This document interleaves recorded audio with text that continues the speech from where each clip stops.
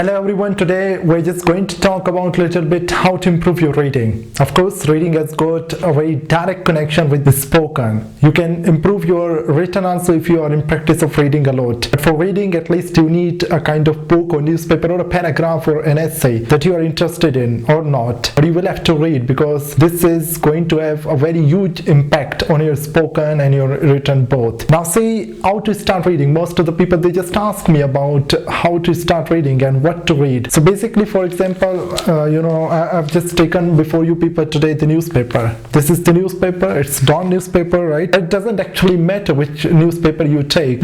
Just take up any newspaper, any book or article that you're interested in. Take it up, select any of the articles that you like and start reading it loudly. Like for example, I'm in this room and this room is empty. There's nobody in the room and I'm just relaxed, quiet. I've got a kind of silent atmosphere where I can read out as fast as I can, as loud as I can. And that's what you have to do when you select article to read. Now I've selected an article over here. This is invest in Pakistan. So basically here you need to look at the words which are noun grammatically. The words that are grammatically noun, you need to press at every syllable of noun. Nouns are words which are name of person, places, things or ideas, right? And syllable we call the sounds in a word, like beautiful. 3 syllables beautiful has got. In the same way, every word in English has got sounds which we call syllable. So syllables you need to press when you're pronouncing noun. And on which syllable are you going to press? Definitely on every syllable of noun. So Pakistan, Afghanistan, see, government, we're going to press on every syllable of the word. In the same way, if we've got word invest, we are supposed to just press at the end, invest, right? In the same way, if we have got any adjective to pronounce, then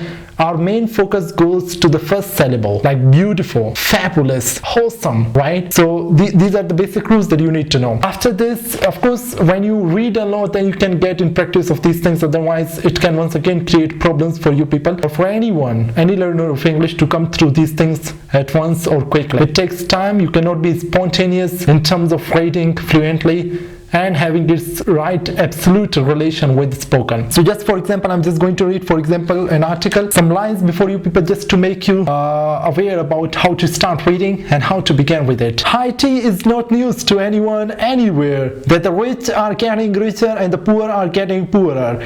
In the streets of Karachi and Lahore or Peshawar, one sees ever more children begging for alms, brushing against stars that cost more than they will ever in their lifetime. Young men and women burdened with an education that has no jobs and that has been paid by the parents who have foregone so much, have been killing themselves for want of hope. The elderly left to fend for themselves die of starvation, their savings long exhausted, their bodies just about alive. That's just an article that I read before you people. Now reading it out, these are just some 15 to 16 lines that I read from the newspaper for you people. What you're going to do is read as much as you can. I remember when I used to be a learner, I would practice and keep reading newspapers. Even sometimes I would challenge myself in terms of reading complete newspaper. That is quite hard to listen even, but I would do because my interest for learning and improving my spoken was much higher than the efforts I was putting. So basically you need to do the same thing. It's like you are getting your mouth warm up. Once your mouth gets warm up, you can speak much faster, fluently and accurately. It's because no engine works without warm up. So warm up your voice and have your focus on the syllables of the words that you're reading.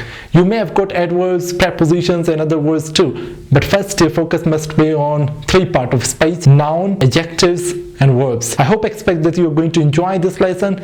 Thank you very much. Subscribe our channel for upcoming videos. We shall be with you. Thank you. Till then, Allah Hafiz.